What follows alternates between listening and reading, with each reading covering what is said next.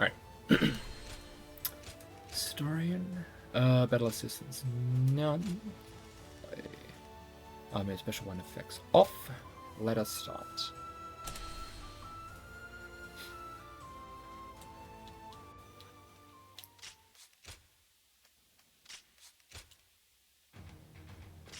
Skip a bunch of same stuff. One. Went to skip one thing too many. So good.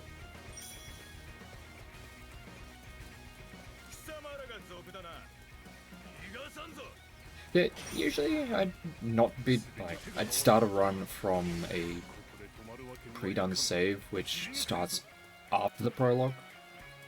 Mostly because there's like a, how is it? 1.5 to 2 minute unskippable intro movie that plays after the prologue. That was like the main reason why I tend, as of late, to be starting runs after the prologue, but for tonight I just felt like doing the prologue again. It's not too bad, all things considered. Well, for showcases and stuff like that, it'd be a little bit annoying, but it'll be up to them whether or not they'd want to still have me do the prologue. Because I'm happy to do it.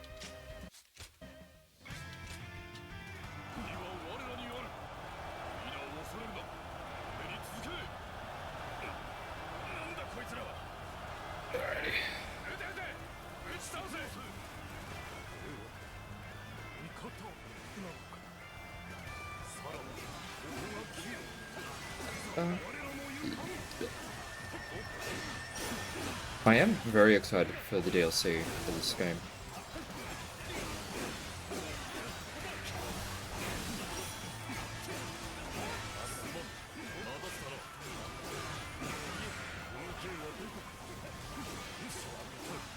Not only for the fact that there's like more story stuff, we get to do more with Zhang Jiao, who, like, as a character, I never really cared too much for in these games, but in this game they made me really, really actually like him.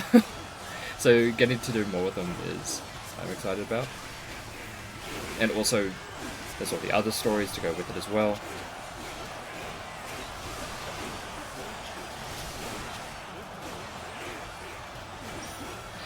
Okay. But also there's the new weapon types that they're going to bring in as well. We've already seen the bow and arrow and the... God, I'm trying to remember the name of it.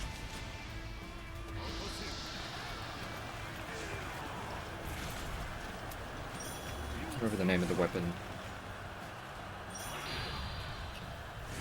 I'm really blanking on it.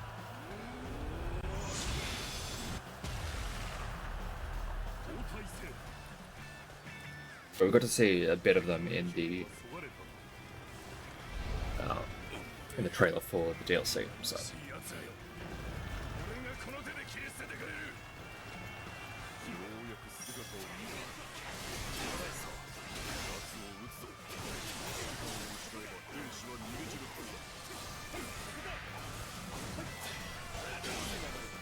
Usually you get 2 parries in.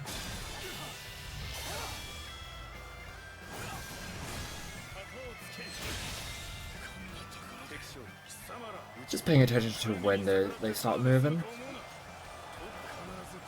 And that's one thing that can be a little bit tough when it comes to doing some of the officer fights or like the general fights, commander fights with some of the tougher opponents when you also have like so many enemies around, is that trying to visually confirm if an attack is coming out or not and being ready to parry as they're coming out can be a little bit tough.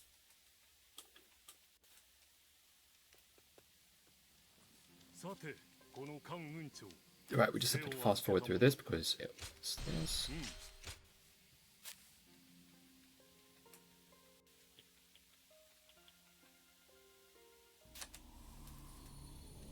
And now we chill for a bit.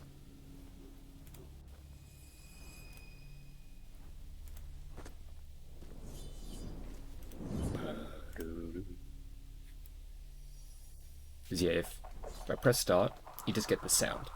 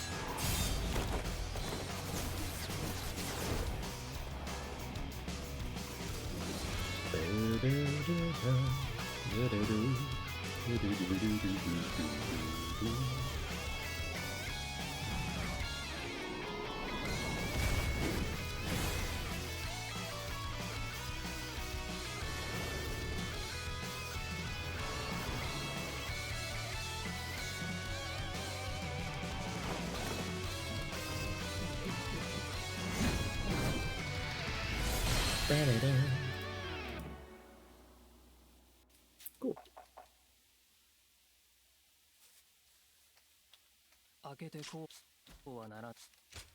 Thank you.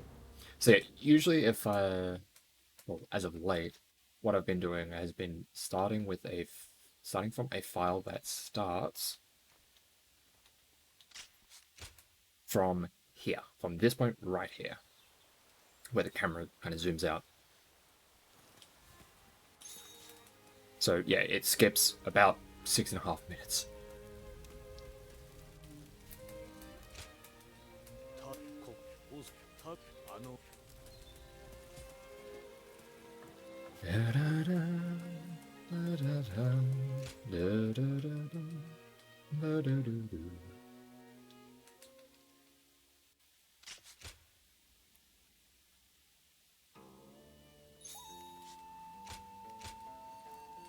Skip through a bunch of the dialogues that were added later on with some of the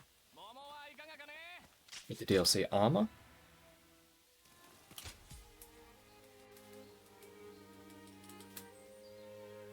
And there's going to be another extra dialogue to skip through later on when we go into the menus, like the start menus, because of the photo mode.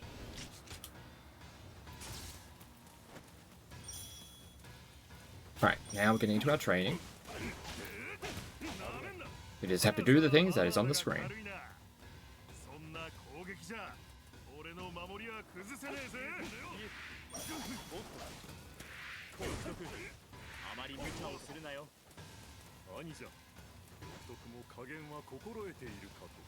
Trying to find the best way to get those strong attacks in, as taking a little bit to figure out which is the best one to try and utilize to speed up as much as possible.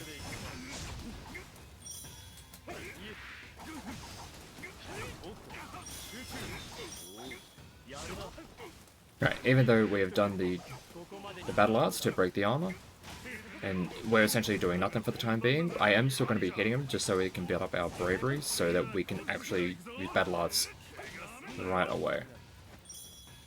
Come on, start attacking. Sometimes they do take a little bit to actually do their attacks, which can be a little bit annoying.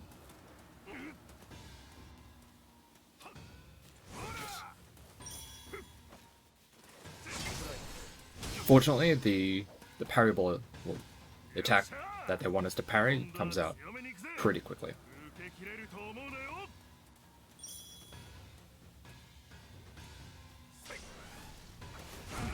Evades, I just want to slowly walk back to get to that range that they want to be at, then move forward, then dodge away.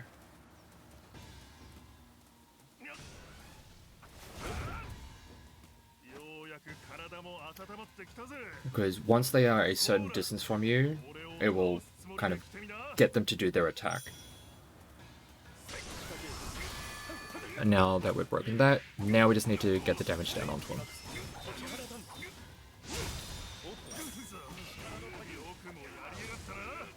Need to drop their health below 50, at least below 50%.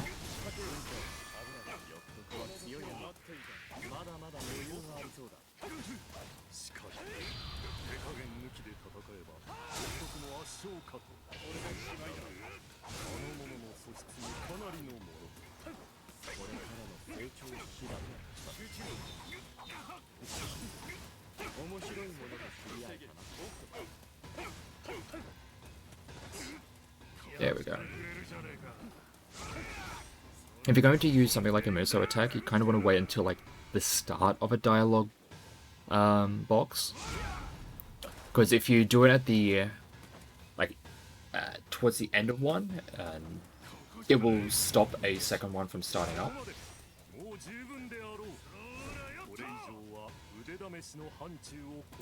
There's just a bunch of like dialogue specific stuff, like timing things that can be a little bit annoying, but not too bad all things considered. Just trying to time certain moves to either delay or speed up when certain phases, or certain attacks will come through, certain dialogue options, dialogue boxes. Alright, let's grab this way mark because we'll be needing to fast travel back here at a later point. Actually, multiple times. As we get into the first of the actual levels.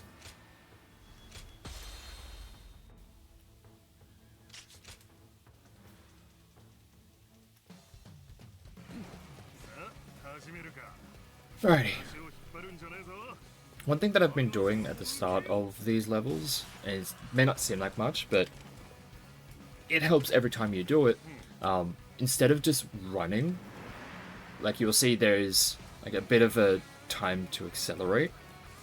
If you immediately do like an evade, it will put you at your maximum run speed immediately. So if ever you are like at a standstill and you need to start moving quickly, it's better to just start with an evade.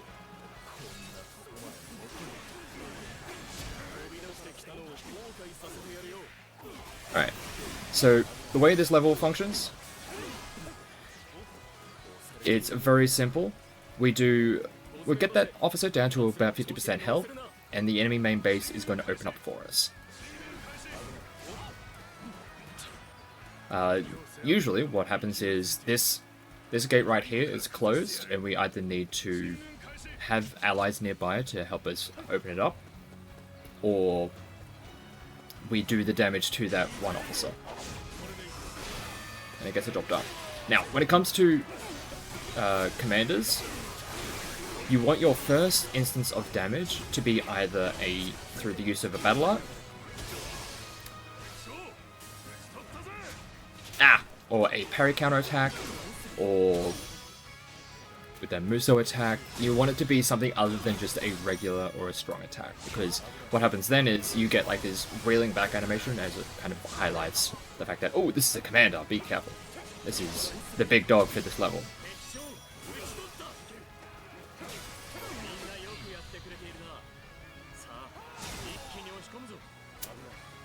As great as I would have liked.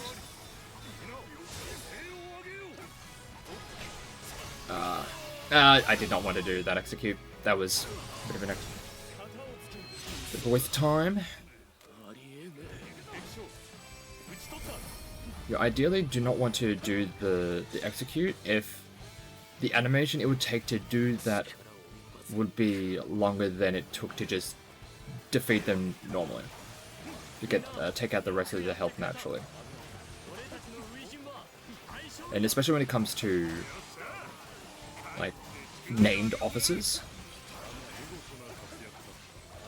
you'll get like that full animation, which very rarely is that going to be faster than just hitting them enough to finish it off.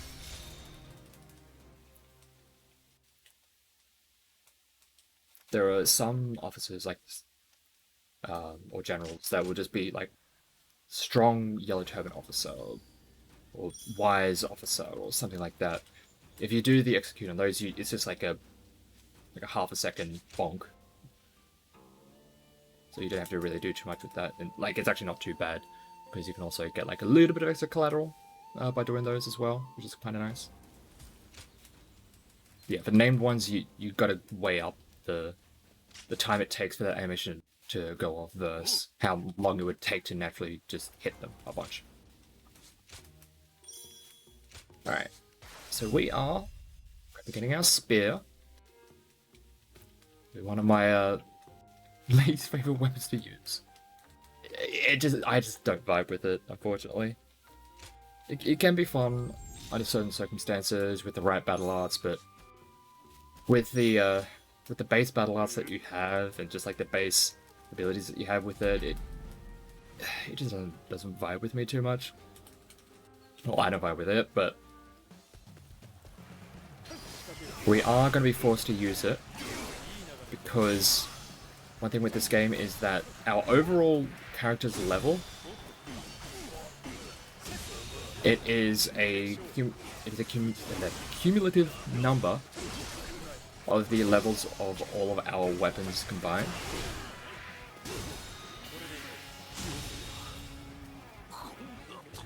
Oh, actually, that was huge. That was so much faster than I was expecting, because I wasn't expecting the third one to get caught up with the with that execute. I saved so much time. So yeah, we're getting these levels by just leveling up our weapons.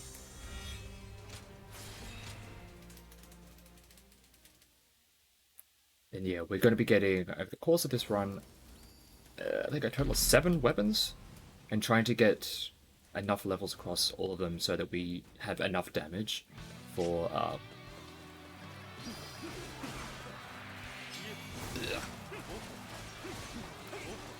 some of the later fights.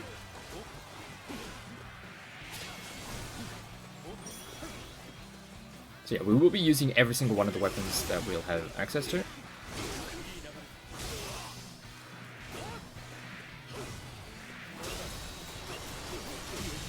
Nice. Have to be careful not to actually mash a little bit too much because it will interrupt the flurry to do the execute, but you can just not do the execute by not mashing, because once that flurry has started, it's going to just do the whole thing. See, that went quite nicely.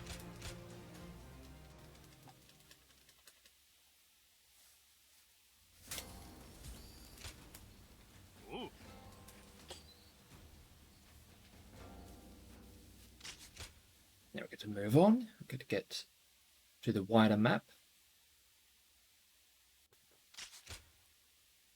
as we get to the next level. We are going to be picking up a bunch of stuff along the way, though. Especially because this is a run that's going beyond just Chapter 1. So we're going to grab this Peroxine, which is a resource that is going to be used for gem crafting, which we'll get into that later. That's a Chapter 2 thing. We're going to grab this waymark because it is going to be a very, very important one for travel later on. We're going to grab a coin. Again, Chapter 2 thing. We're not going to grab this waymark because it is not really ever useful in any of the speedrun categories unless you are doing any % way. Shu and Wu don't need that waymark, but Wei, if I recall, does.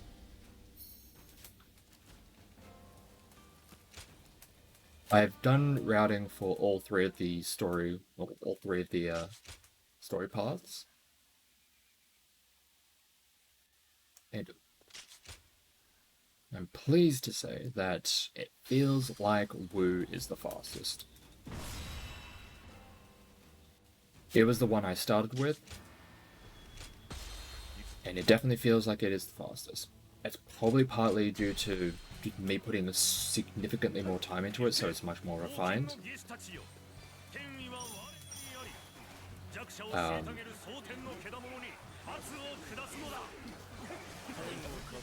Ow.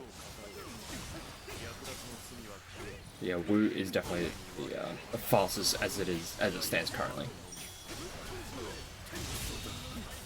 Right, so with this level is kind of on rails, so we don't really have a lot of there's not really a lot to really speed things up in this. Technically, we could have avoided taking out that first officer, but it does help us take down that gate by just taking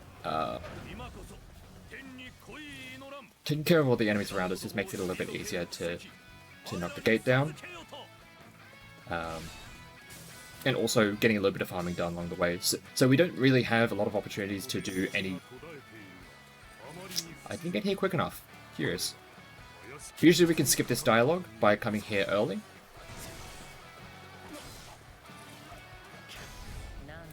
And it would just bring this up immediately. So, that's strange. I didn't get here fast enough.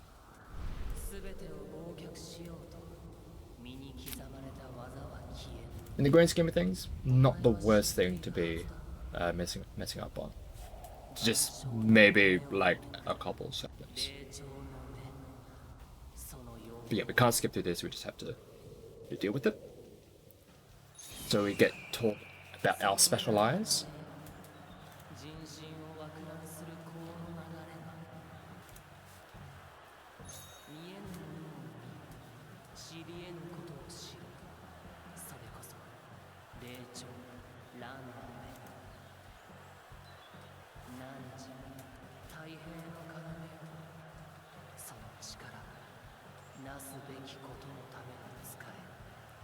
You have to just wait through this.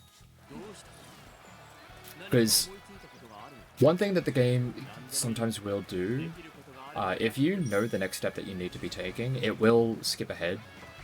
Like if you skip ahead to where you need to be, the game will skip ahead with you. Like in this part here. Usually if I get to that part, we get to that ladder a little bit ahead of time, the game will be like, oh, you already know what you want, so let's go to that cutscene thing. Before Guan Yu or Zhang Fei has a chance to really say anything.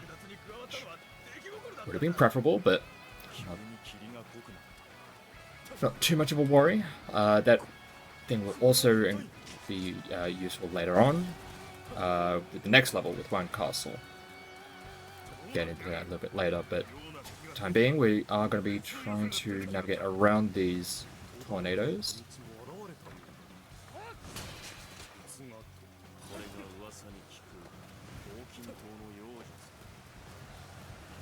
Hopefully. Help! Help! Help! We're fine.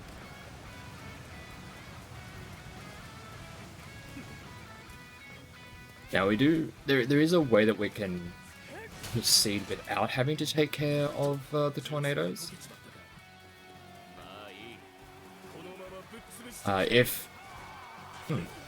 Speak of the devil. If you see that that gate is like lit up, like it's shining, it means that there are allies close enough by that you can have them attempt to bust down the gate. However,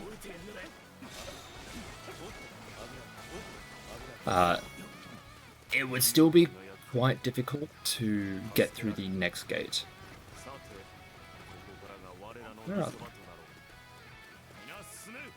So in order to make it easy to get through the second gate, what I do is I try and have these guys be the first ones into this base, so they can take a lot of the aggro, so that I can come around the side here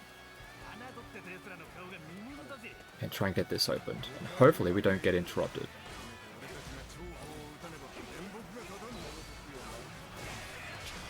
Like so. Everyone earlier tonight, they actually interrupted my attempt to do that. That's that animation that I was trying to avoid. I was trying to hit them with the Muso attack, but unfortunately, I did not make contact with them.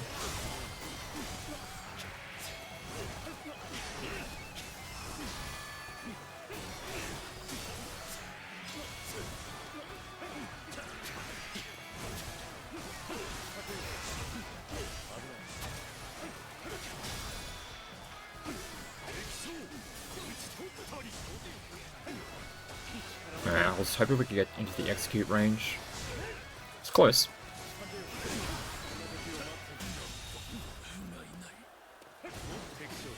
So yeah, those assaults will usually just do like the flurry move that you just saw there. But if they are below a certain health threshold, which is kind of a combination of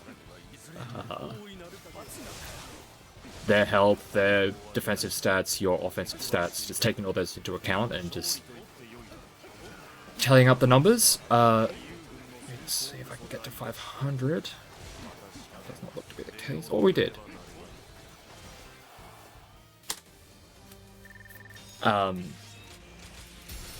if there, you'll know if it's in execute range if you see the icon goes from black to orange.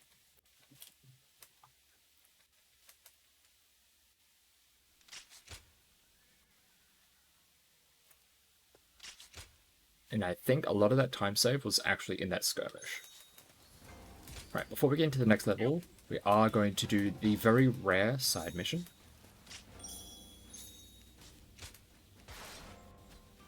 And there's multiple reasons for doing it. One, to do those training missions that we just got from Shaku Yuan. And another reason is because this one gives us the Tiger Amulet, which is going to, which is an accessory that we'll equip, and it's going to increase our attack damage. Which, considering we're not going to be having too much in the way of, we're going to be a little bit underpowered for quite a bit of it. So finding ways to boost our attack, any help is appreciated.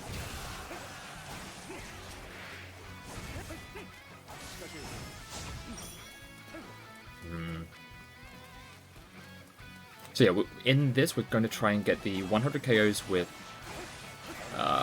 battle arts, with strong attacks. Right, there's the strong attacks, and then we also want to do interrupting.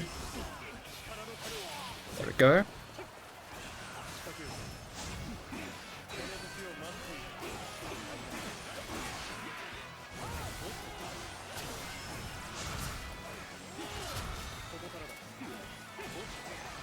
I think I still need the battle art KOs.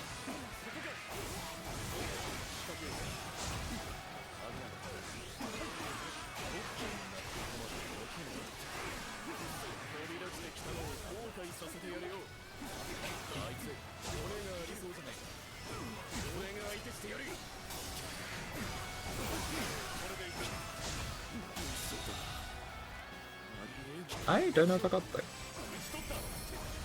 the KOs with battle arts. If I didn't, that's going to be a little bit annoying, but we should be able to get them in the next level.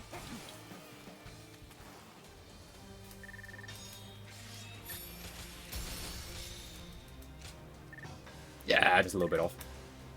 The reason why that's a little bit annoying is because we would like to... Yeah, we're just... The skill points that we would have gotten from it would have allowed us to get that extra attack upgrade, which... we should be fine.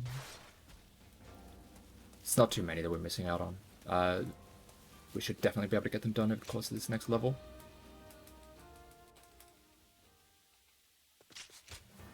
Yeah, it usually is the battle arts that is the tough one to get done. Because those are gated behind a resource that you're not always going to have access to.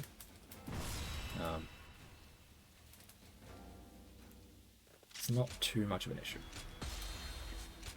Right, coming into the next level, we do get a little bit of choice. As you can see, you take the left path or the right path. We're going to go with the left path.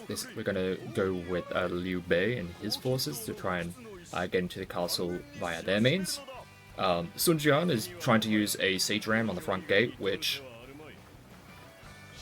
it's not great. Literally every time throughout this game, whenever there's like a choice between, like, there's like a siege choice, and Wu is part of those choices, Wu is never the answer. They are usually always the slower option.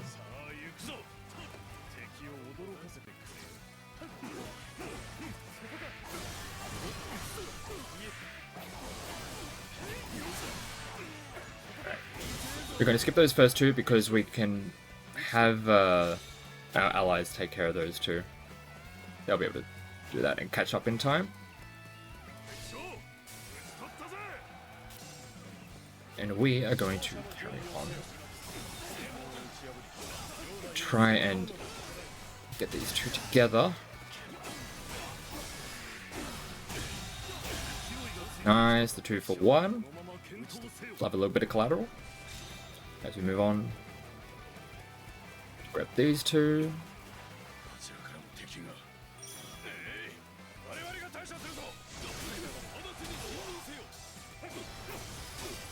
Yeah, unfortunately the other one kind of stays in the back a little bit.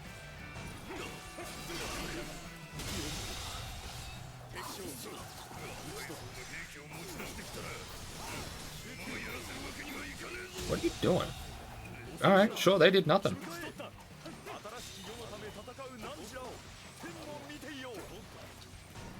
Alright, and all of that was to clear the path for these laddermen to get to the wall so we can get in via ladders. And I said in the previous level that the game will recognize when you've kind of skipped ahead in terms of the level, the way in which they want the level to progress. Usually, the way this level would play out is you would get Sun Jian into the castle, you would open the front gate and get them into the castle, and then as that happens, Zhang Liang will start another sorcery where they bring in a whole bunch of more of those ghost soldiers and all that kind of stuff. That would usually happen only once Sun Jian's made his way into the castle. But if we head over here to where one of those sensors are going to be, we'll be able to defeat or destroy it. It's going to skip things ahead because right now it is inactive. But as soon as that line starts, where it starts to chant essentially, where it asks the gods to help out, and that is going to activate the sensor. We're going to take it out, and before we go to the other sensor, we're going to go to the front gate, open that, and it brings Sun Jian into the fold. Don't worry about those gigantic ghostly soldiers, they are fine. For the most part. Right, we're gonna open this. When it comes to like the animation for opening gates like that,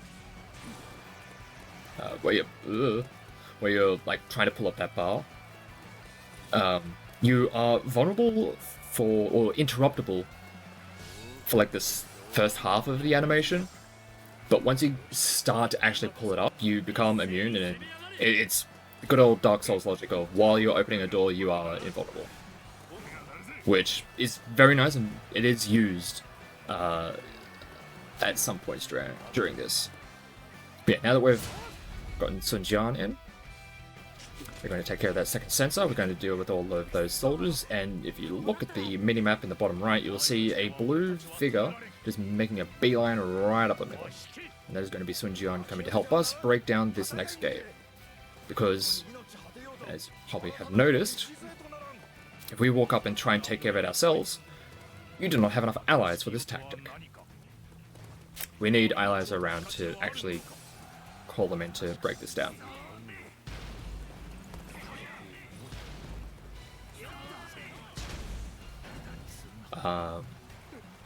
That's not too much of an issue for a lot of the run, but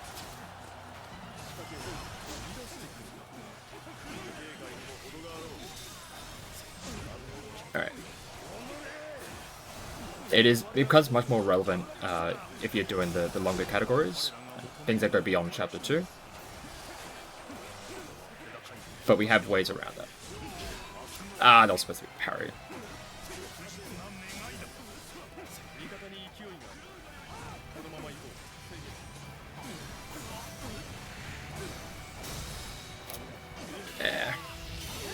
The execute range for Zhang Liang is actually like much more generous than that.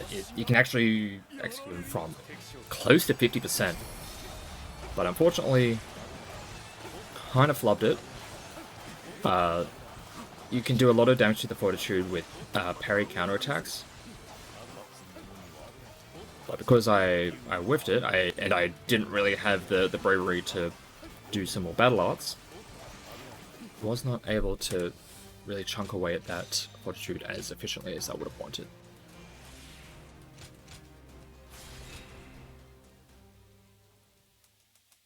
But that's okay.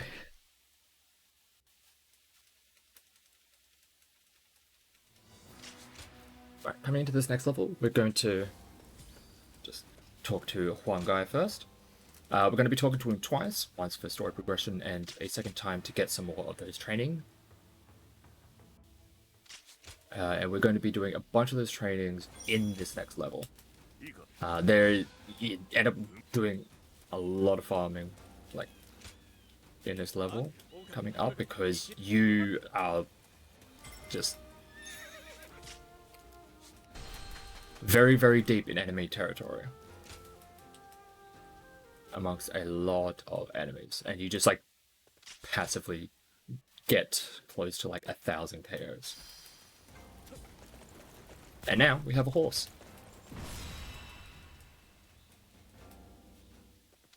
The horse is going to be our main method of transportation.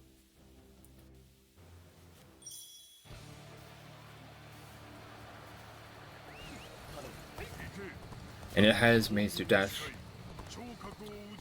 And that dash that we just did, that is going to be very, very important. And managing when and where you use those is also pretty important. Because one thing about, like, if you're just sauntering along on the horse like this, and you run into enemies, they can body block you and be a little bit annoying. But if you use a dash, you just barge straight through them. So trying to time your the usage of the dash with groups of enemies is pretty important. Alright, coming into this large force, we wanted to take care of Zelsang first because he is going to give us our next weapon. Aye! Where the hell was my bravery gone?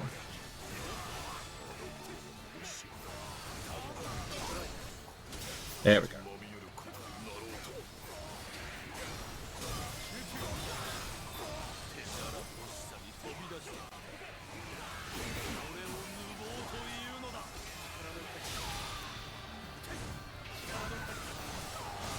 Using one assault to set up another. Lovely.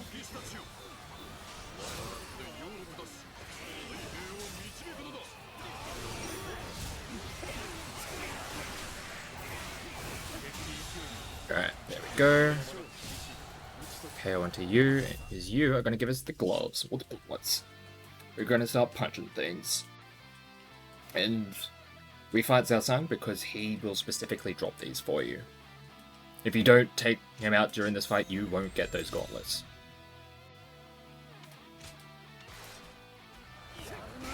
Alright, and now we move on to Zhang Jiao.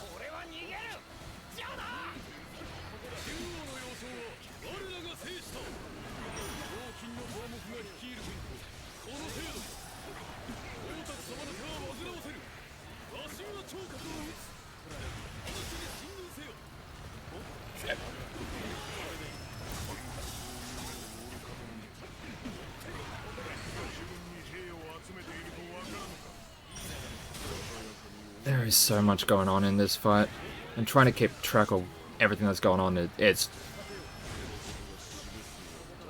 Oh my god.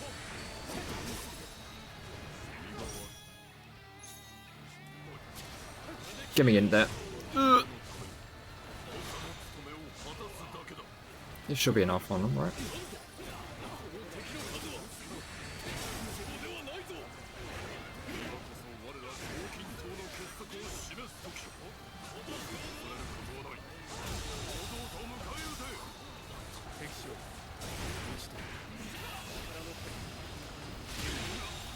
Come on.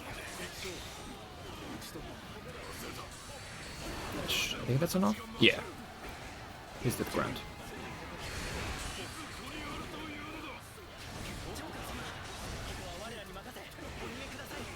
I'm waiting for a very specific moment to start busting out everything.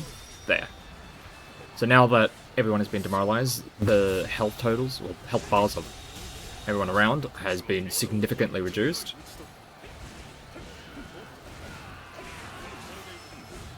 And it's making it so much easier for us to blast through them.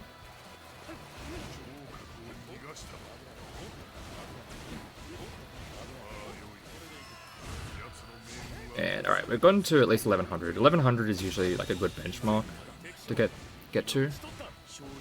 Definitely not my greatest of Guanzongs, but...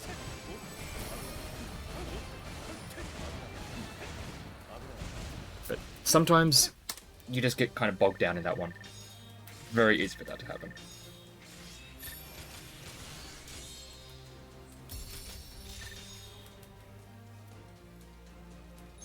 Oh well. We did get those trainings done. That third one we can do a little bit later in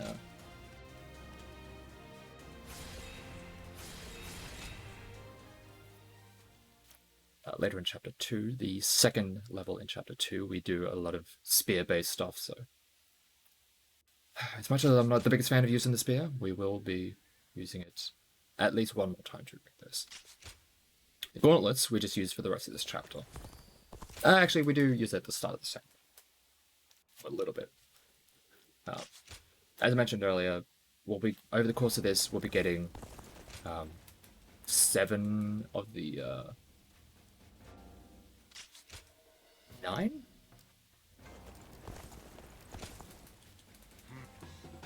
Yeah, so 9 weapons that you can get during like an 80% run.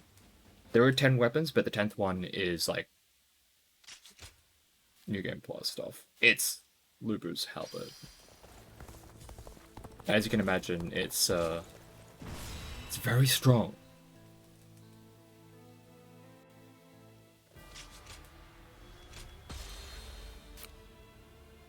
But it's also like the whole system with the weapons and the proficiency is also one of the reasons why I do tend to prefer like new game stuff for this, new game runs for this game compared to New Game Plus. Just because, yeah, you can be overpowered like very easily, but just because, how am I trying to word this? I like the fact that the 80% forces you to use like all of the different weapons, whereas with a New Game Plus, you'd already have all the weapons at like maximum, so you are not needing to switch around. You can just have the best weapon and use only that, which it's not something that interests me too much. I like having to use all the different weapons, even if some of them I'm like not the biggest fan of using. I like that I'm forced to use all of them. Like, I could try and do a run where I don't use some of the weapons, but I would be so severely underpowered that it would feel terrible. Would probably add like another half hour onto the run. Oh yeah, so with this level, I didn't really say anything about it. All we needed to do was open that one gate, and then it gives us a clear path right into the enemy main camp. Makes it very, very nice and simple. Now that we're in this main camp, we are not going to go for Zhang Jia, we're going to go for Zhang Bao. Zhang Bao is the one we need to be taking care of for this level.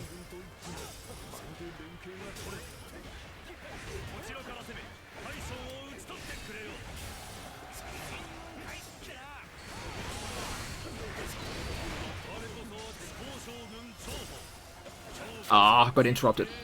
Let me do this. Should break you up. God, let me just do this damage, because you are going to go invisible for a second.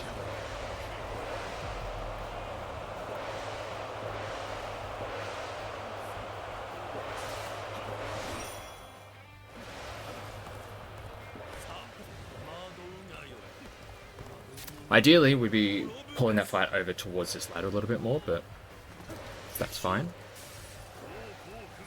And the reason why we go for Zhang Bao is because, regardless of what happens, they are still going to become the final enemy that we need to take care of. And if we just do this, by the time they come back, they... Whoa. When they come back, they still retain all that damage that you did to them prior to them disappearing, so... Yeah, that speeds up the level quite nicely. You just focus on Zhang Bao, knock them down, force them to retreat. And then get that final execute. Makes it very nice and simple.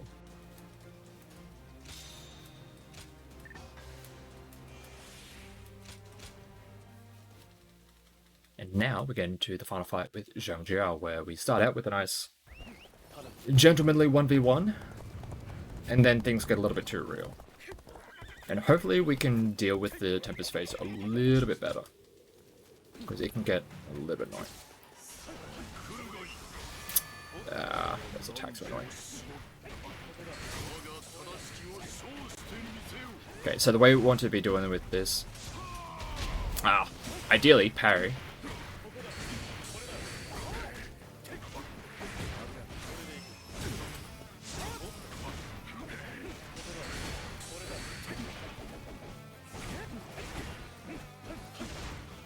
Are you going to do anything?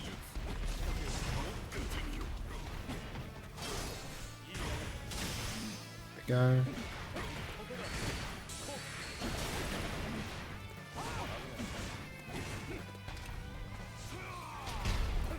My parry timing on that one is terrible.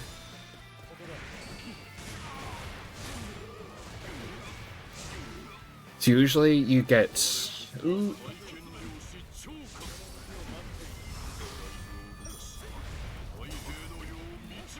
Usually you need to break the fortitude like twice, and then a little bit after the second, you'll get a line from them saying that they're disappointed in you. And like, oh, this is all you're really capable of.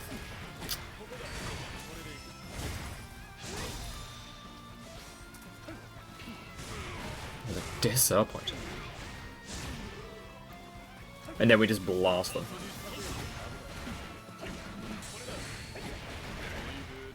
Yeah, Guardian appears, yeah.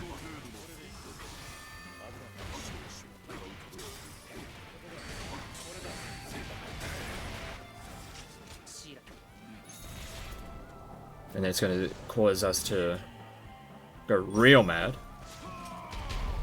And again.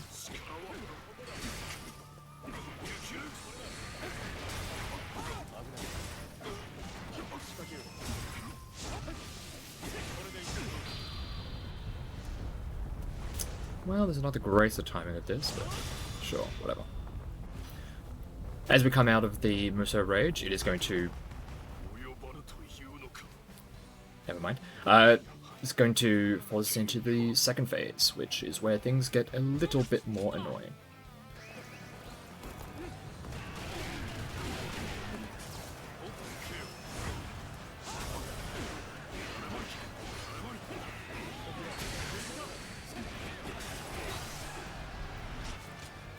They're going to Tempest? No? Where is it?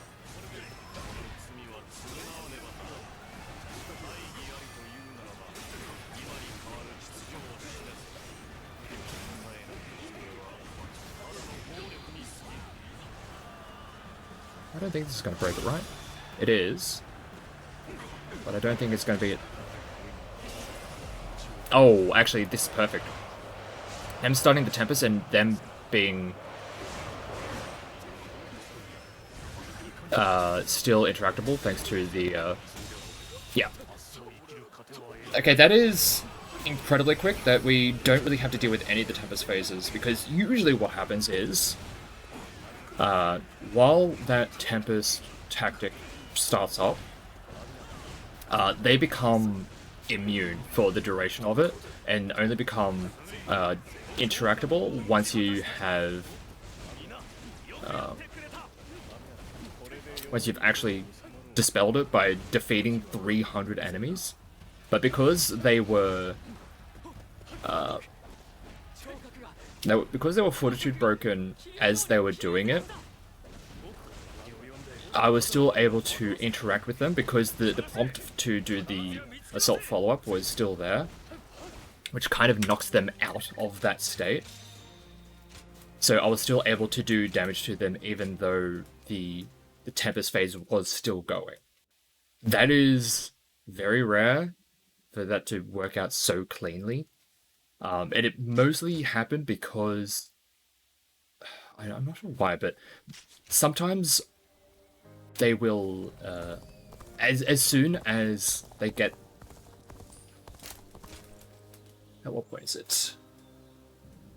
It's a little bit after you start the second phase when there's all of those enemies there.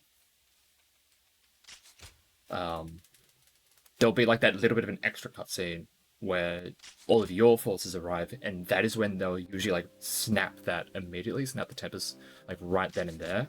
But because I'm not exactly sure why, it's still a little bit unclear on like the specifics of when certain things will and won't happen. But because they were delayed in getting that Tempest phase up, and then they had to wait for extra dialogue boxes to finish before they were able to then have another go at it, it gave me an easier opportunity to actually break that fortitude. And then, as I mentioned, break the fortitude as they went for the Tempest, leave them still actionable. And yeah, that was, as you can see by how much time that saved compared to my average, that was very good.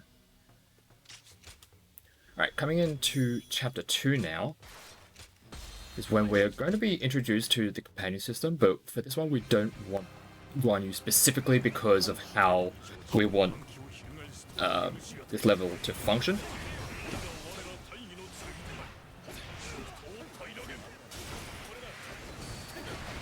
Alright, we want to take care of this officer.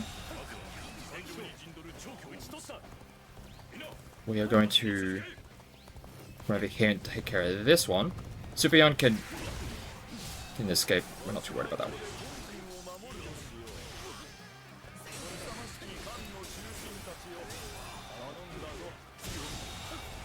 Alright, let's do a little bit of thinning of the herd here.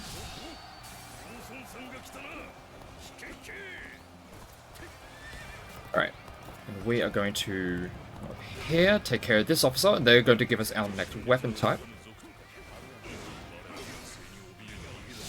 And that is because we took out those officers earlier.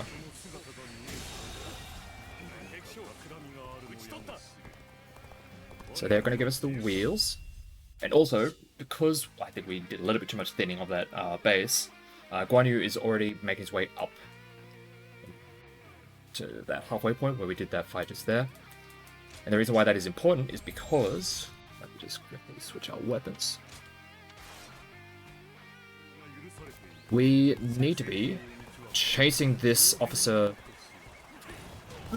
into this base right here, because usually this base is closed, and no matter if you have allies around to open it or not, you can't actually open that up. The only way for that door to open is of their own doing. And that will only happen once Guan Yu... Oh, I thought I actually parried that.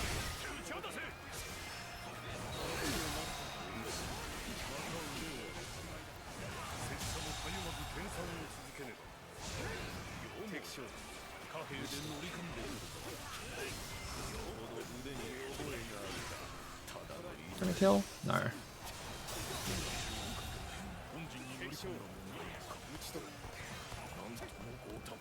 And let me try and open this. Alright, we're fine.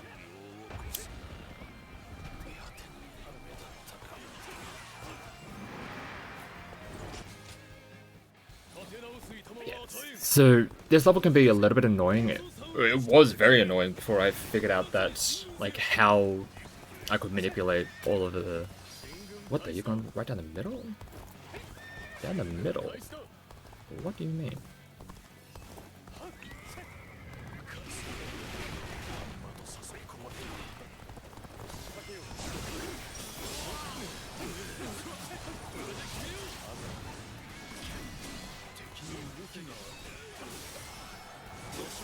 But once I figured it was, or found out that it was, once you get an ally moving their way up the mountain, that gets them to retreat, so you can then open that gate.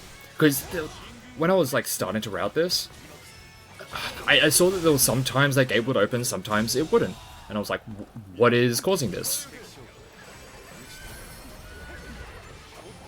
And I had to do a lot of like figuring out what on earth is going on. But once I figured it out, it became much more clear and, yeah, made the level so much nicer than what it was before. Because before that, we'd have to wait for that general to loop all the way around south of the map. Like, we would run all the way up here, take care of that guy, and then just like kind of loop all the way around, and it was a big ordeal, which was not all that fun. But yeah, once I was able to figure out exactly what was or how that level was functioning, became much neater, and especially when I realized if I had taken Guan Yu with me as my companion, they would have retreated much sooner, which would have made the window much tighter for us to try and actually get into that base. So by not having Guan Yu with us, it delays when they're actually going to try and retreat. And it gives us enough time to take care of those 3 officers to ensure that we get the wheels and also get to that gate as it's opening. Which is very, very nice. So we just spoke to Guan Yu and Zhang Fei. They gave us a whole bunch of more training missions that we are going to be doing a bunch of them in this next level, because we now have 3 different trainings that are reliant on the spear. So we're going to try and get them all done at once in this next level. We got a message to go to the village mountains so that we can go talk to our doctor, Yuan Hua.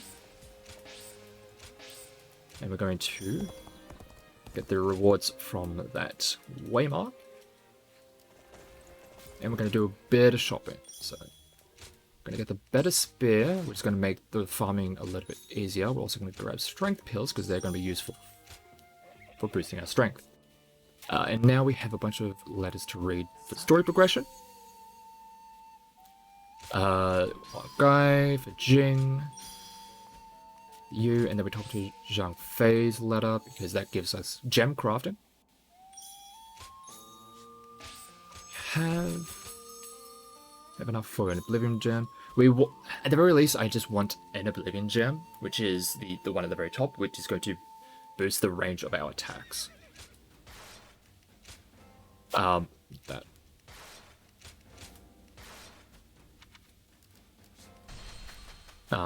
The other gems can help with damage in some ways, but it's all very situational. One of them is damage to airborne enemies, and then another is increased damage with your parry attack, or parry follow-up attack. Parry counter-attack, that's the one. And then the other 2 are more defensive or utility-based. But the range is going to be helpful for helping us with our the farming of the training missions, because the spear is a little bit special.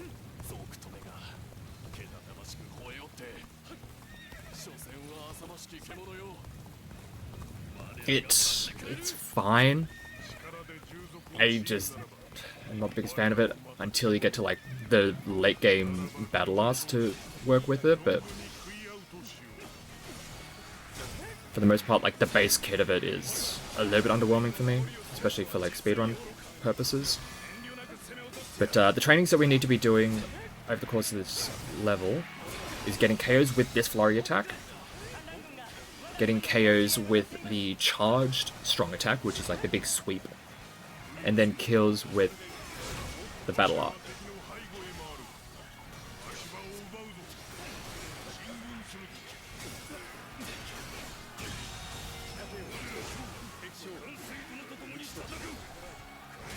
Trying to find the opportunity to get all of those KOs with all those different methods over the course of this level is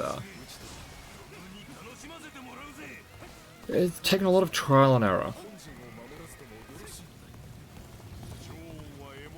Because the battle arts that we have from the base kit of the spear aren't all that great.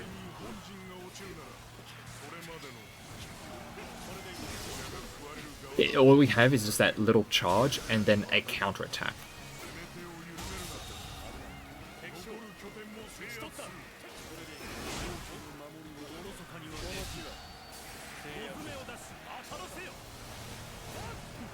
Wow, none of them. Cool. Where are we at?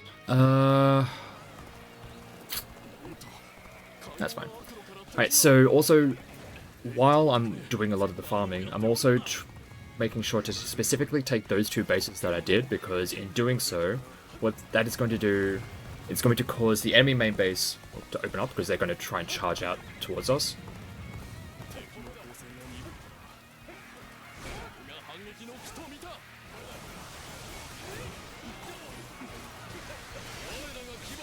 Okay, that's that one taken care of.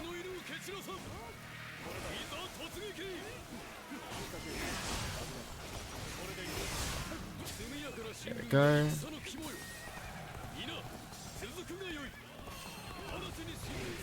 Run into him with the horse.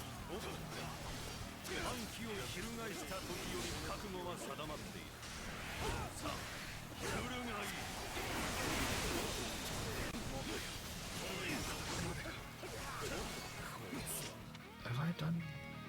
It's battle arts still need to be done.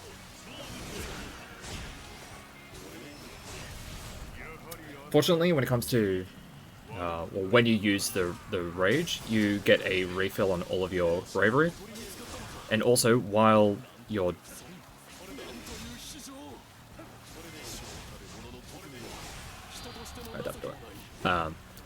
also while you're in that rage, it will also, how am I saying this?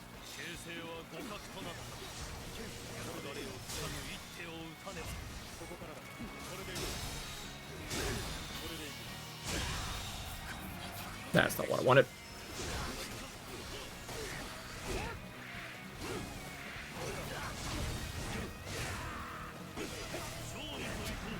Oh my god. Not my greatest, but whatever. So when you activate the rage, it will refill all of your bravery, and also all your battle arts are for free while in the rage mode, but it just costs a little bit of a timer on that rage.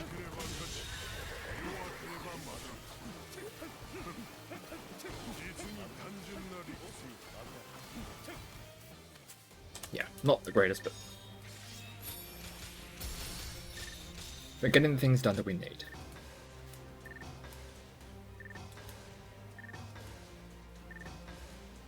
And that's a lot of things completed.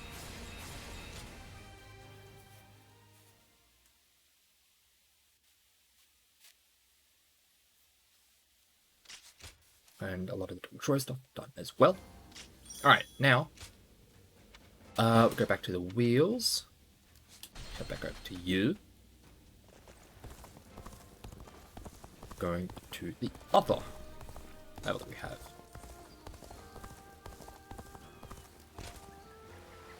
And this is as far south as we need to go for this. Well, we don't need that waymark because we're not really ever going to be down here, even when we're doing the Woo enemy descent, where this is where you'd usually expect to be if you're doing a lot of the Woo stuff. But no, you'd actually don't need to get the waymark there, because whenever you are down in this area, the game just puts you here already, so makes it very, very easy. We want to actually start with Huang Gai here, but this level is very straightforward with not a whole lot of anything going on, but we do have a way to speed things up a little bit, and that is by, if we boost at the right time, we skip an extra animation that is alerting us to the ambush that is right outside our main base. It is a little animation that takes only like maybe a couple of seconds, but hey, if you have the opportunity to skip it, you might as well. It was one of those things that I found out by just random happenstance. I just was boosting at a random time, and I was like, "What? Why didn't I get that animation?" And then I did a whole bunch of trial and error on where and when to be using the boost, and found out that it was that specific spot. If I boost at that time, it prevents that animation from playing off.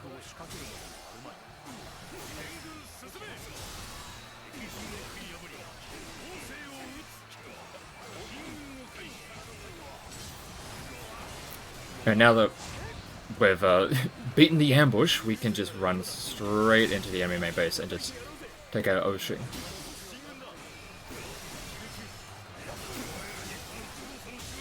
There we go. Nice and simple. I haven't really spoken too much about the specific weapons outside of, like, the spear, just because of my general disdain for it. But the other weapons, like the sword, it's decent enough. Not, like, outstanding, but it's decent enough. The gauntlets, very fun, but can be a little bit unwieldy and a little bit awkward at times. The wheels, though. The wheels are probably my favorite to use in the game. And it's one of the best ones for the speedrun. Probably only just beaten out by the Podal. Right. We can also get trainings from Ganning there, but we can actually avoid that if we're just doing the 2 chapters. Because it's only... I don't know which one to say that. It's not too important, the ones that they have. And you have to skip through an extra cutscene just to get to them, and you don't really have to. Yeah. We have the coins that we were picking up earlier, combined with the coins that we got from that Waymark reward, is enough to get us the first reward in regards to the coins, which is a nice 1,000 gold, which is going to help us with making sure that we are not going to be out of money if we want to be getting more of the strength potions, which we will be grabbing a bunch more right now, I think. The way my money is at usually... Yeah. Usually my money is, like, perfectly on the money. Like, without the 1,000 that we got from having the coins, it would be, like, the perfect money, but it's mostly for beyond that. Right, this level can get a little bit dicey. And it's going to come down to when we get into the enemy main base, that we're going to be taking a very roundabout path to get to, because it may not look like it, but there is a clear path directly into the enemy main camp. One of them, because there's the 2 of them. If you're looking at the minimap, there's the 2 commanders in the top middle, and then there's the one in the very top right. As you can probably gauge by the path that we're taking, we're going straight to the one at the top right, the northeastern base, because if we take this very roundabout path, there's a nice convenient track right into the rear. And we can jump on in, and hopefully we can open this gate before they get too aggressive.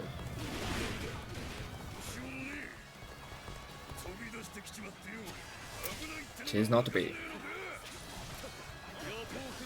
Alright, so now we're just going to have to...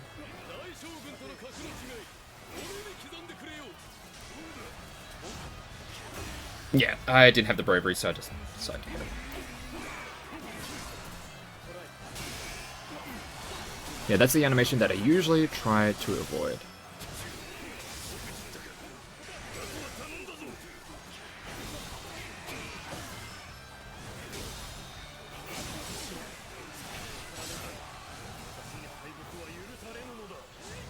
And as long as I don't get caught trying to open the gate for like an entire minute, I think we will still be fine.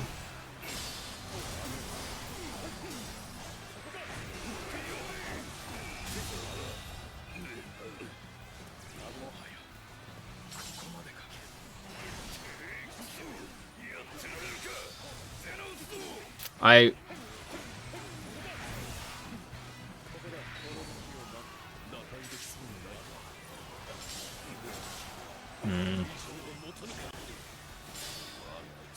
Oh my god, I'm just gonna pop this and hope for the best.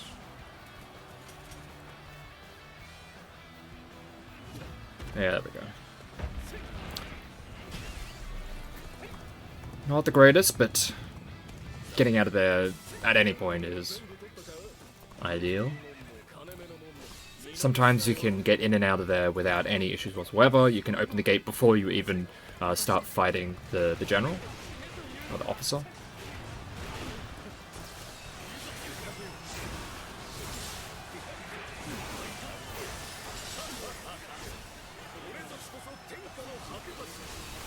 Right. So now that we're in this main base, we want to deal with Hanxian first because they are the one in control of this large force.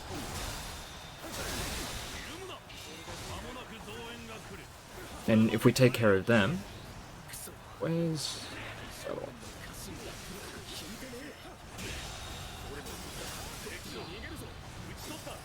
we take care of them, the morale of everyone around them is going to completely tank. It's going to make it easier for us to actually take care of... Never mind.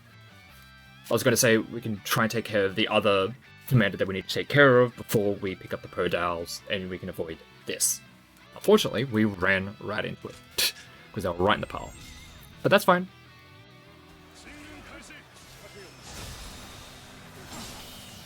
Ah, I didn't need to do the follow-up. But that's a level done.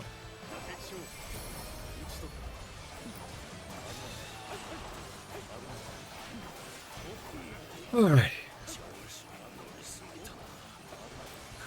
Even though that wasn't the most ideal of ways for that to play out, when while trying to get out of that that base, it still went better than the previous run.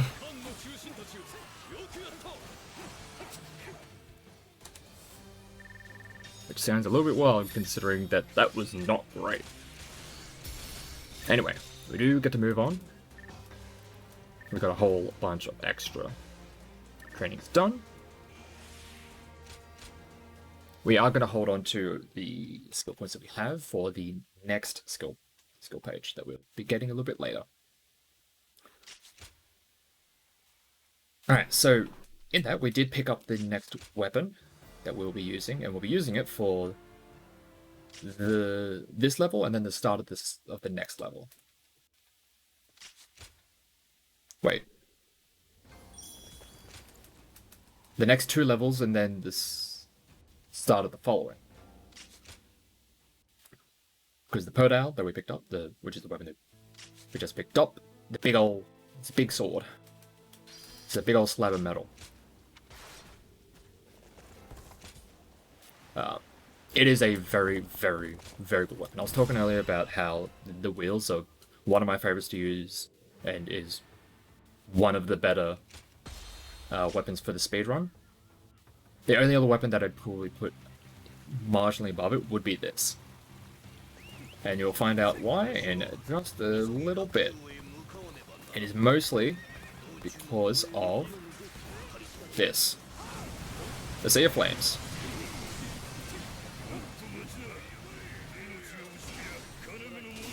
It is a very, very good battle art that kind of does it all.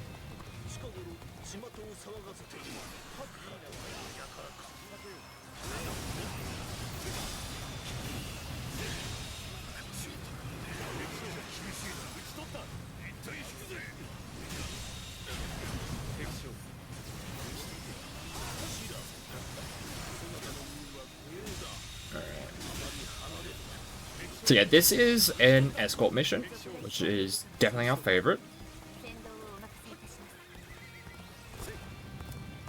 We're going to try and speed things up as quick as possible by triggering the assassins ahead of time. I come over here for the first.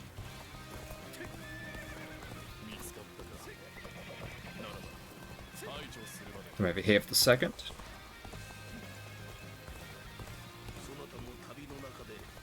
coming over here for the third, and hopefully they will all correct me over here so we can fight them simultaneously.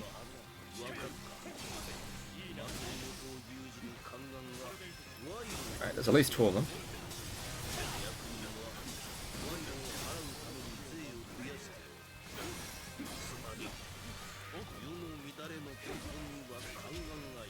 Where's that third one?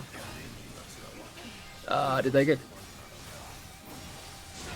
it looks like Diao-chan is fighting them, annoyingly. Oh wait, no, there they are. I think I'm still correct in Diao-chan wanting to fight them.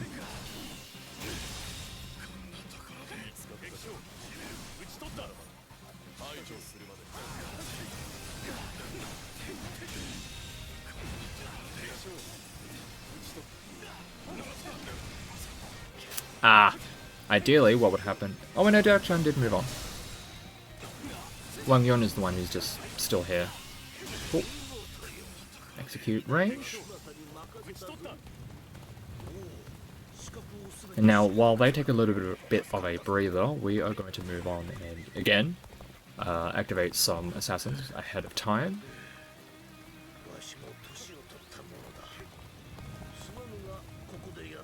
There's the 2 over here. I believe we got the proficiency upgrade on this. There we go. Now that we have the proficiency up...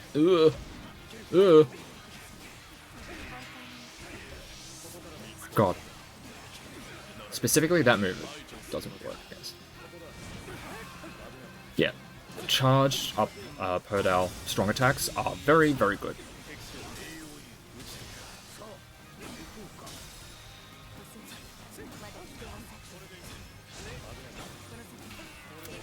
Not an execute. Oh, there's only barely.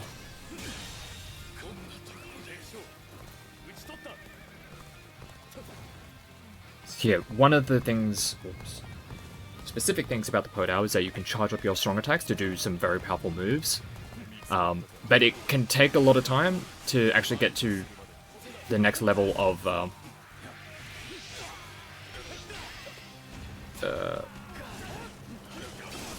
the strong attack. But one of the upgrades that you get from increasing the proficiency, like one of the mechanics that you unlock, is being able to dodge while charging up the strong attacks. And usually that's okay, but you'd think that'd be okay, but the added effect of it is that while you, like, if you dodge into someone while you are charging up a strong attack, it will immediately put it to the next strength, which is also, like, it doesn't sound like too much, but it gets you your really, really strong attacks really efficiently, and it also, like, can interrupt a lot of moves that people are trying to do, so it could pull, like, multiple duties. Yeah, when I started, like, actually speedrunning this, or when I was just playing this, like, casually, initially, like, I didn't really vibe all that much with the Podao because I just didn't get how the weapon worked. But once I started utilizing the charged strong attacks and realized just how strong they are, I was like, oh, this thing is actually busted. It was really, really good. Like, I already knew that Sea of Flames was really good, but, like, using the rest of the weapon was, like, I wasn't great with. Or, like, whatever.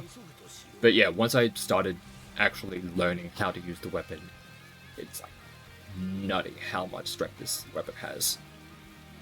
Especially from, like, a base level. Because, like, the Sea of Flames does so much. Oh yeah, so the way this level works...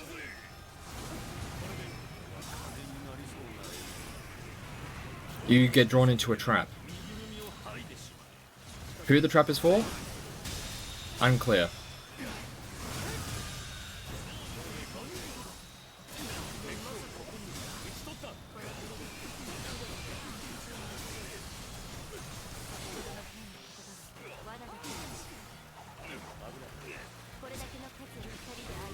Get me out of here. What the hell? Why have these fights not gone according to plan as of late? There we go. Big chop to finish that one off.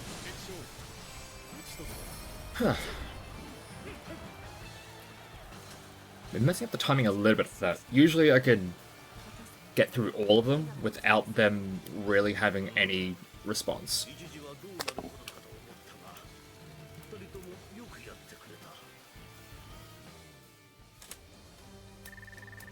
But that was still very, very good. Just one more level up. Get those extra upgrades. I think we were just not getting enough while we were using the sword. Sometimes you can have that level up there, but we will have that level up by the end of this one, for sure. We don't get a new weapon in this one, but in the following level, the Assassination of Dong Zhuo, we get 2 new weapons, which we'll use for the rest of the run. Because again, as good as the Padao is, we do need to be using other weapons to build up our base numbers.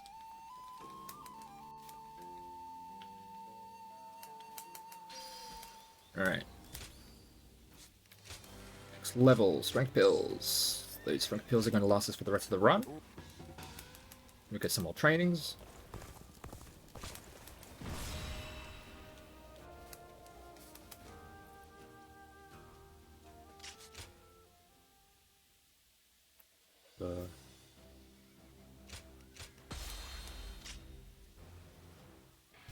Alright. This level, I'm still not entirely 100% sure that the way I've been doing it is going to be the fastest way, but it's what I've landed on for this level.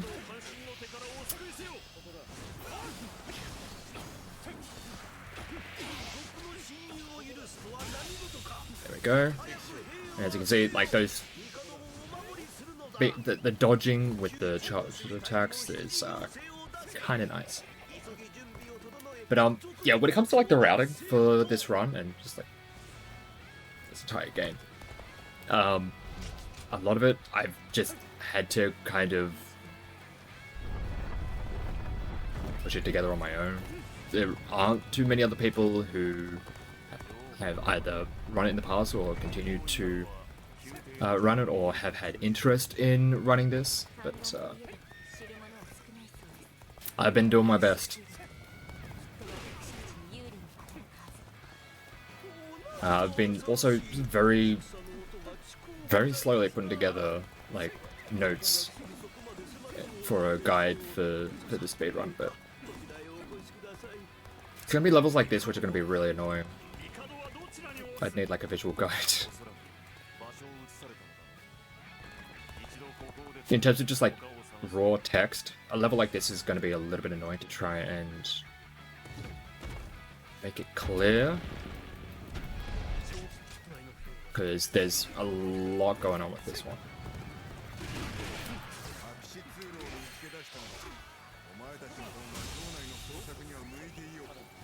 Alright, we'll take care of you to help out Cao Cao on the other side of the map.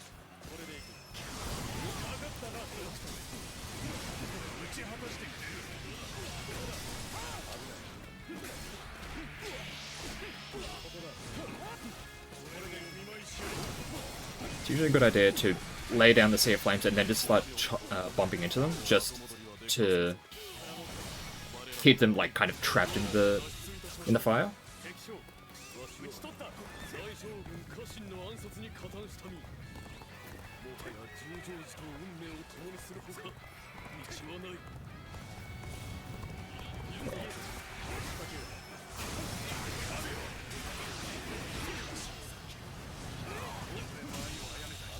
Duangwei is the only one we need to take care of. Hen Miao is not one of the attendants that we need to take care of, and regardless, I'm pretty sure Yuan Shu is able to take care of them regardless.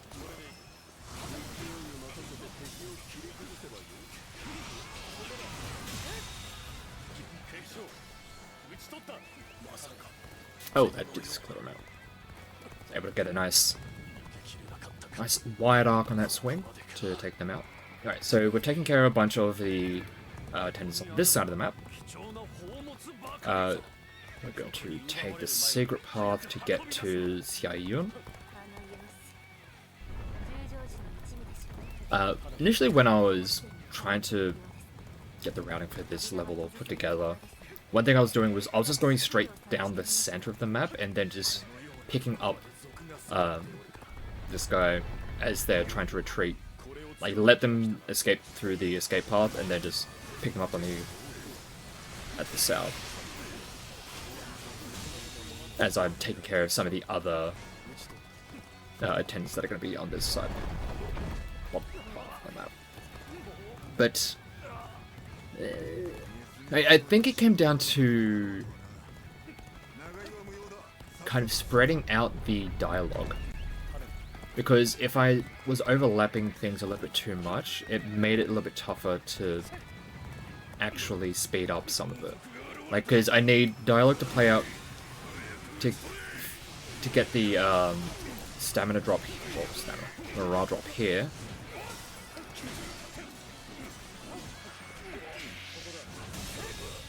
And then also needing to spread out some of the dialogue enough so that this attendant in here is going to activate.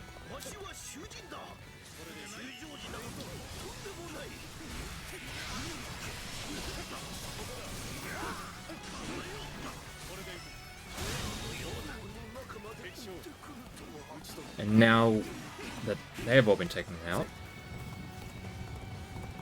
we can head to the last one for us to deal with. Hopefully. Actually, that was taking a lot longer than I was expecting. Everyone's taking a lot longer than I was expecting. Maybe I was just faster. Usually, at this point. Yuan Shao had busted down that front door. Huh. Okay.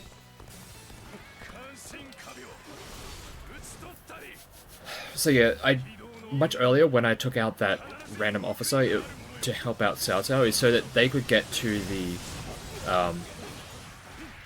western part of the castle quick enough so that they can take care of that officer, or that attendant on that side of the map. Because it is going to be faster for us to help them, like, get there naturally. And have them just take them out, rather than have us have to go all the way over there to help them out. There we go. Yeah, they're not going too far behind.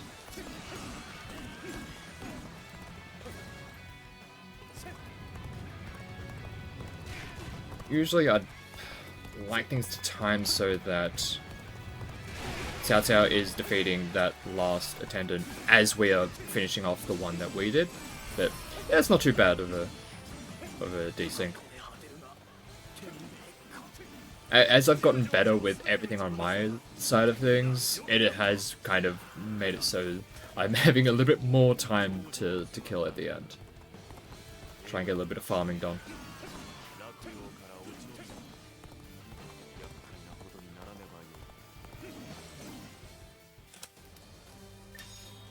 Right, sword is up there.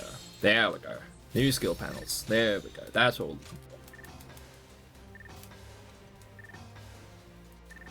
Bam.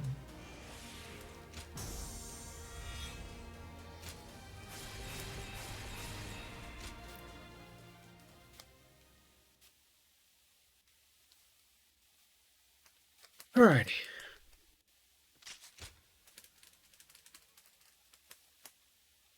That went quite well. Now let us try and escape from the capital, because we have a plan that's going to kind of fall apart. But we have a bunch of talking to do, a bunch of conversations to skip through, and then we'll get to the next level where we'll be getting the next two of our weapon types. It's going to be the staff and the twin pikes.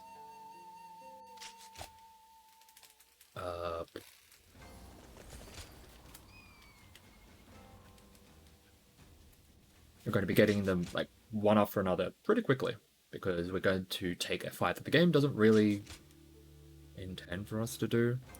The game incentivizes us to take a roundabout path to escape.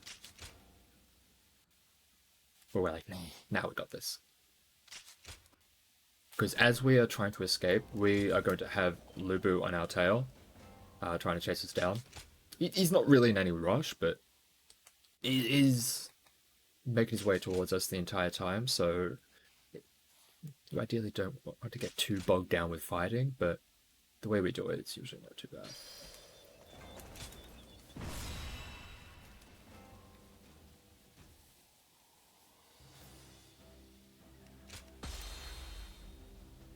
So yeah. Cutscene for the assassination attempt. There's Lubu. Bye, Lubu. We'll see you a little bit later. So yeah, time to escape the capital. We need to go all the way to the very, very southwestern part of the map.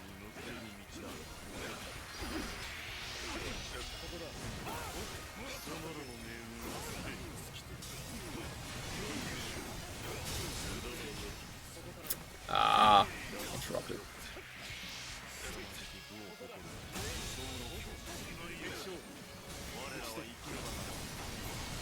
And we do kind of need to try and take out all the officers along the way, because if we don't, Cao Cao is going to stop to fight every single one of them, and that is going to make it, that would make it so much easier for Lubu to actually catch up.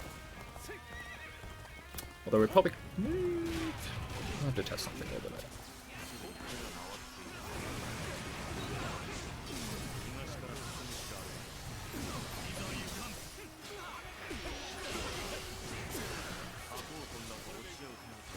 Why are we firing it that way? Ah!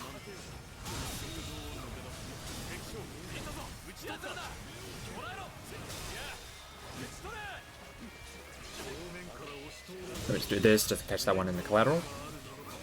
Right, so Zhang Liao is going to give us the... No, don't do that. The twin pikes, as they are currently using right now.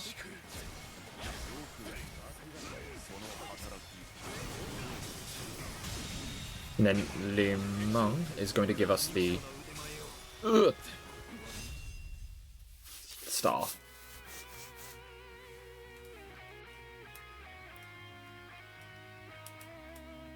Yeah, there's Li Meng, and then there's Lu Meng, who is part of the that Wu strategist.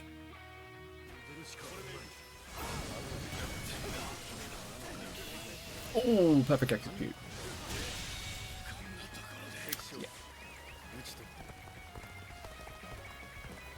Alright, so there's the staff. Alright, now that we have these two weapons, I'm going to equip the twin pikes and use that for the rest of this level, and then for final two levels, for Sishui Gate and Hulao, we're going to be using the staff. So, put away the loadout for the time being.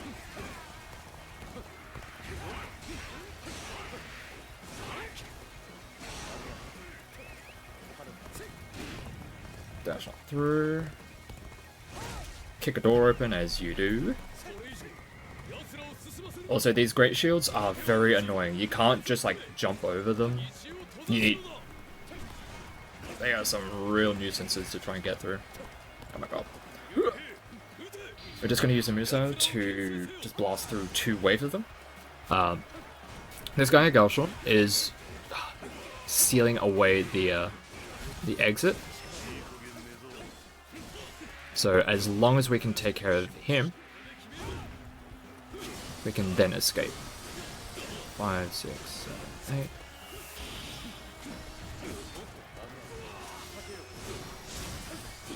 What am I doing? So yeah, all of the weapons have their own unique quirks.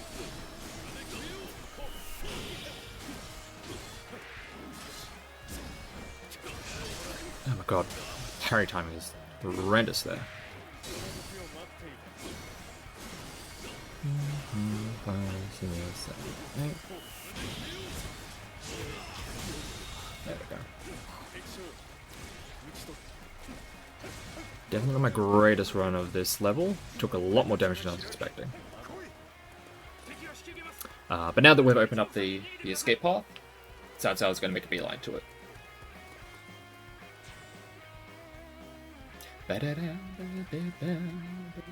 There you are. And we need to be in this particular room as Cao Cao gets there for it to count as us completing the level. Alright, nice. But yeah, I guess the gimmick for this weapon is the repeated mashing on a lot of the strong attacks. And there's different types of like the repeated attacks with different like different effects and different uses, different strengths and weaknesses. The staff has a similar thing, but instead of like repeated like a mashing input, it is a held input.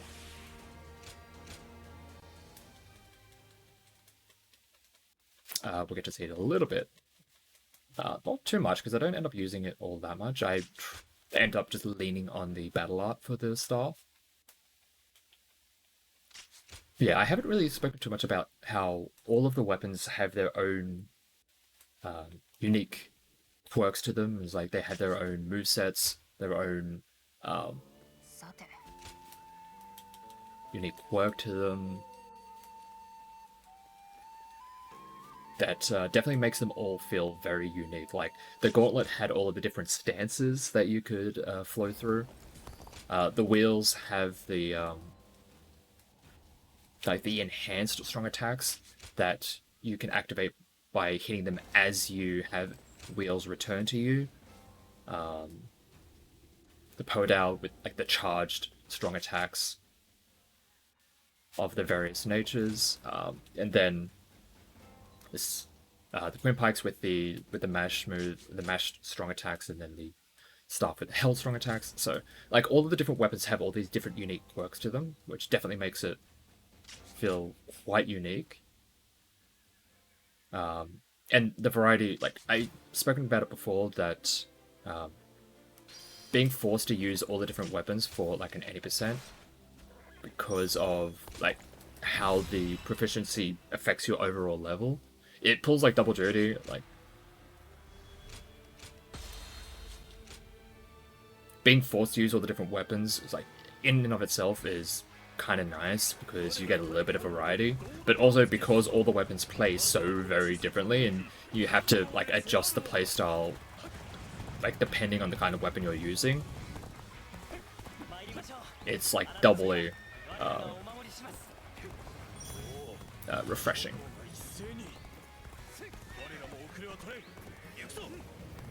Like in a lot of Dynasty Warriors games, because I've been playing this series, I've been playing Dynasty Warriors games since I was in primary school. All the way back in, what was it? When was I playing them? Around like 97? Something to that effect. Yeah, I've been playing these games for a long time, and I've gotten very used to the square, square, square, triangle, square, triangle, square, square, triangle. Like that whole, the basic moveset, and all like the different properties that are attached to each of the strong follow-ups. And so having that back along with all of the new and unique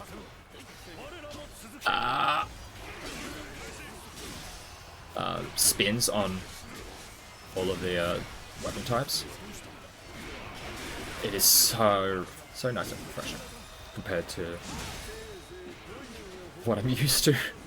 Like, as much as I love the older games, it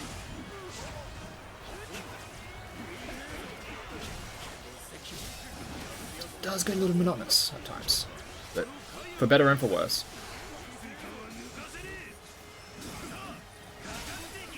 Alright, coming into this fight, we want to... Hello? There we go. Take care of Li Shui. I'm going to take care of Li Shui first, because what's going to happen is Hua Xiong is going to want to duel us. And ideally, we have that be the final fight of this level.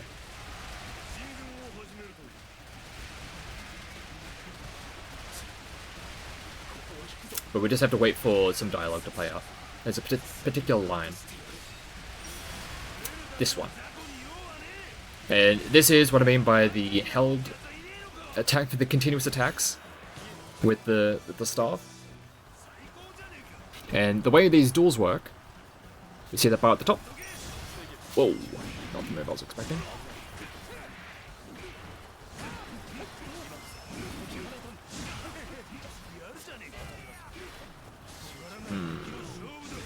There we go.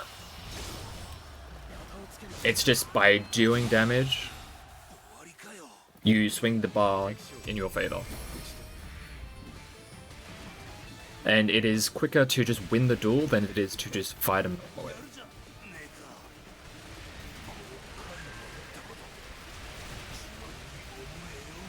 And this is some of the most fun you can have farming in this game. There's a run along with the staff.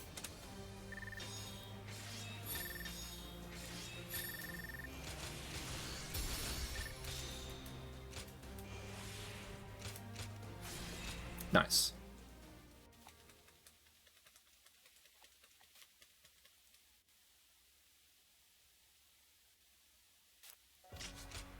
And we get to the last level. We are going to be dodging past Lu Bu.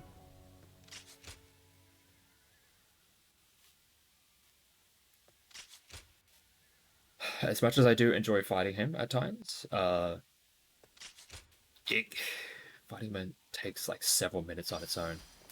It is a drawn-out ordeal fighting against Lu Bu. But I'm sure. Alright, coming into... not Guan Yu, Zhang Fei. One guy, that's the one. That's where we want to be starting with. His starting position with the Wu forces is a little bit better than that of the other.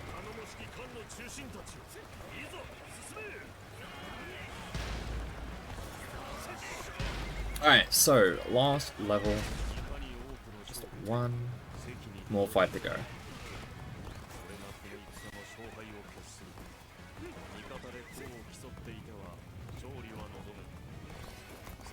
Alrighty, there's a lot in that main base that they have. We'll try and avoid as much of it as possible.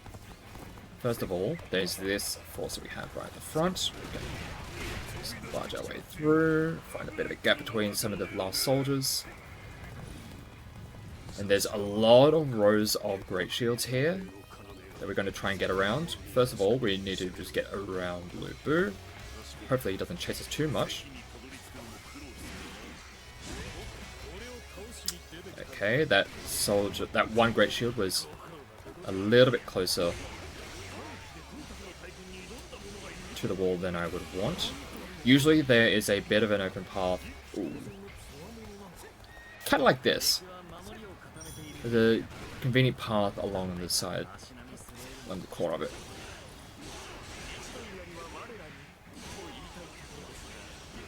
And we're just going to try and just do our best to just brute force our way through the Grey Shields.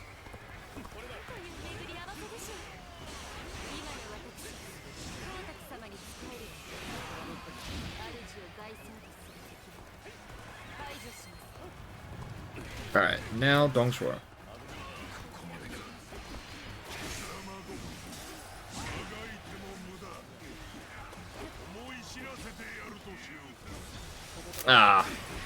It is very important to be getting the dodges and the parry timings down just so that you can keep your bravery topped up, because the staff is kind of carried by the brutal barrage. That was not meant for purely the old charm, but sure, whatever. Right, now we have a lot to work with.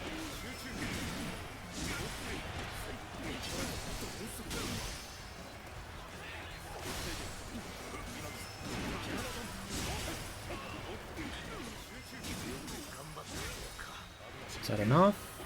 Not yet. There we go. And there's success. Execution. And that is it, all done and dusted. We have a little bit of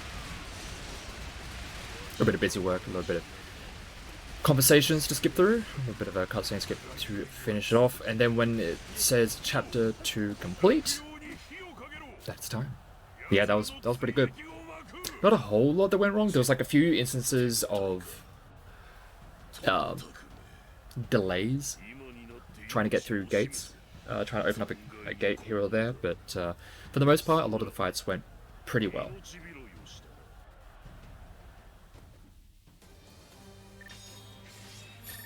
And I'm pretty happy with that.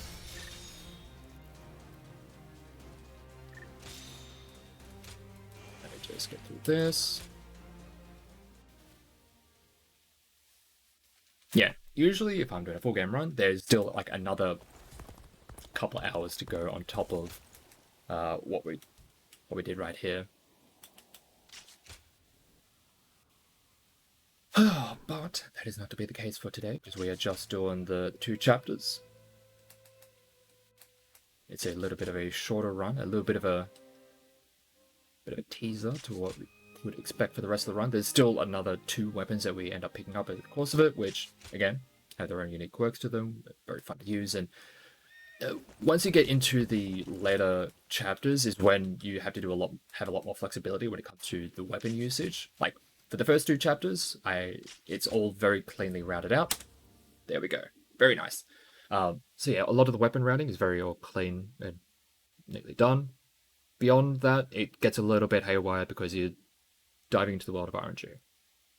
But yeah, that was the chapters 1+2 for Dynasty Warriors Origins. It's much more convenient run than the full game, which can go for about 4 hours. But yeah, it's a lot of fun.